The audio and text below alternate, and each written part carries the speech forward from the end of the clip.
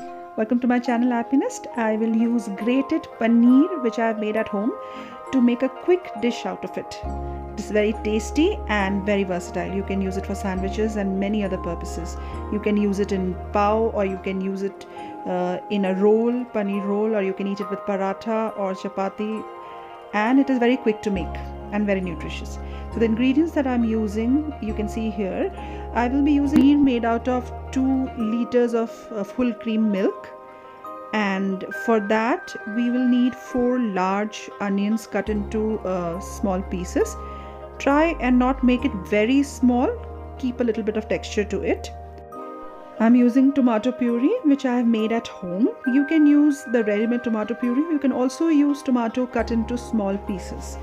Then I'm using 2 tablespoons of ginger garlic paste which also I have made at home. Sugar, salt to taste, coriander leaves chopped into pieces, green chilies and milk. I'm also using some dry spices which I'll let you know later. So let's heat the pan first. I'm using cold pressed sunflower oil. You can use olive oil or any other oil that you're comfortable with. I'm using 4 tablespoons oil here. You can also cook it with ghee. It tastes amazing if you're not fat conscious. In dry spices, I'm using Kitchen King 2 teaspoons, garam masala made at home 1 teaspoon, and turmeric. You can use red chili if you want a little hotness. I'm not using much chili because my son doesn't like it. And the milk that I'm using is 100 ml. It is also optional. If you are using the Paneer Bhurji for wraps or sandwiches, then do not use the milk. If you're going to use it to eat with kulcha or paratha, then the milk is good.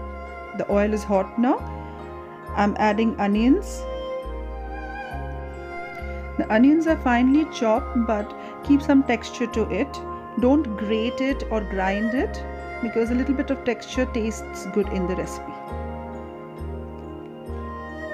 We are going to cook the onion and fry them until golden brown on medium heat. If you put it on high heat, it won't taste good, and partly the onion will burn out. That does not add to a nice even taste.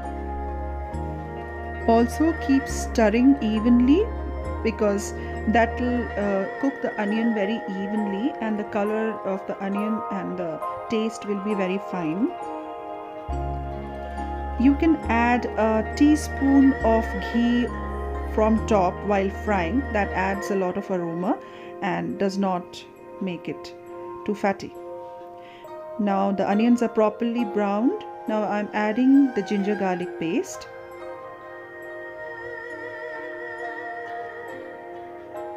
I make my ginger garlic paste myself. It's an equal quantity. I'm adding the dry spices that I mentioned. It is Kitchen King 2 teaspoons, 1 teaspoon garam masala and turmeric. You can use Kitchen King from any brand. A lot of brands sell in the market. This particular ready-made spice adds a very beautiful taste to this recipe. That's why I'm adding it. If you do not have it, you can skip it. You can just use the homemade garam masala.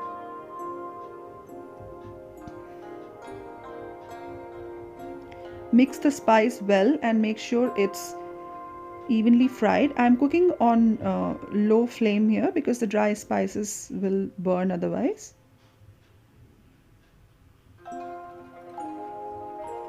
Once they are mixed well,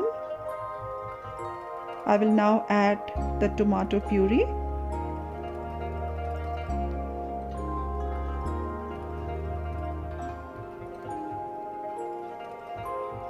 I'm using 4 tablespoons of tomato puree here, and I've made it quite concentrated.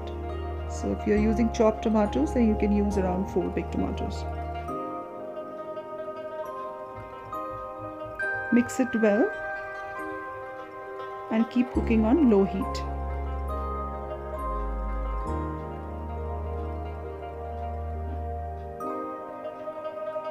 The tomato puree is pre-cooked, so it does not need too much of cooking. If you are using freshly chopped tomatoes, then you will have to cook more until the tomatoes are well cooked and they leave a bit of oil.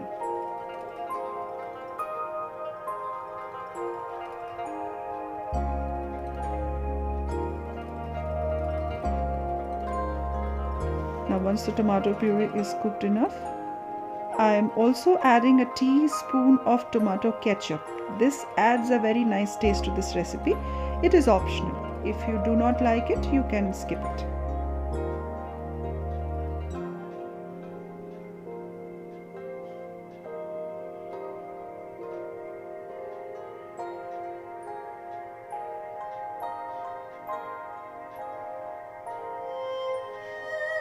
Once it's well mixed and properly cooked,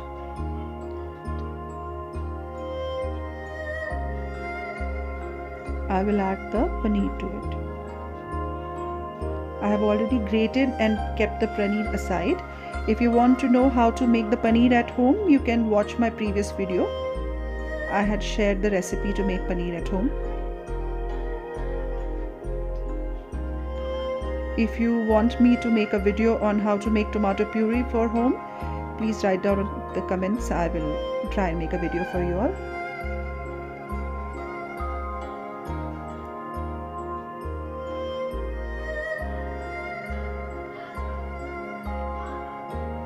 It looks properly cooked now. Let's add the paneer. Add the whole of grated paneer that you have kept aside and mix it well. Now you can keep the flame high.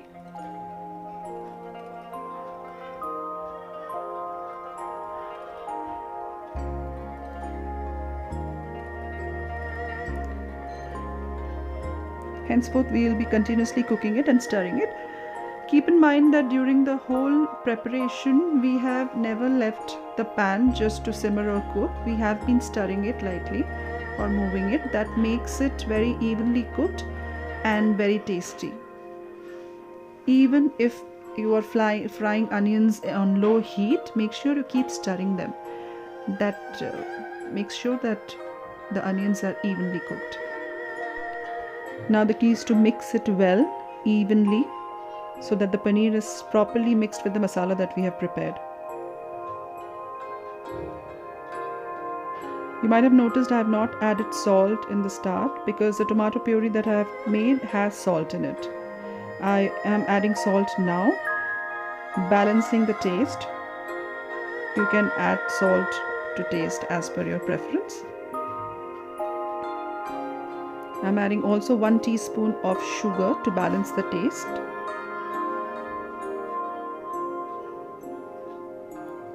Now mix it well.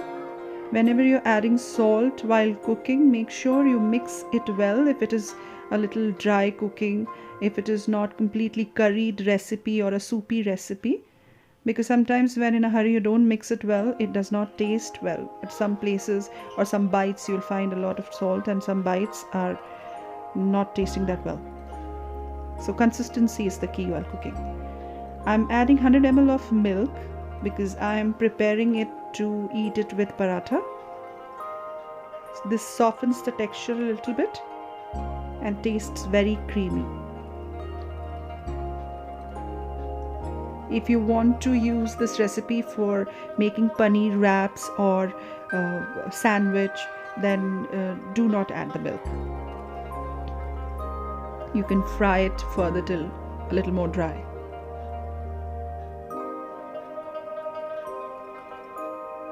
I'm cooking, after adding the paneer, I'm cooking it on high heat.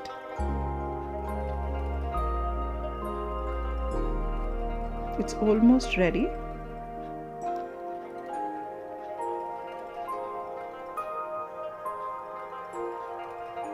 Now I will add the coriander leaves. I have chopped them. The aroma of coriander leaves goes amazingly with this recipe and it tastes very good. And I'm adding a full cup of coriander leaves and mixing it and frying it a little bit. This way the aroma of the herb infuses very beautifully into the dish. This is one of my favorite herbs. You can add it in almost every Indian dish and it tastes amazing. It just boosts the taste of the dish to 200%. and it's very healthy.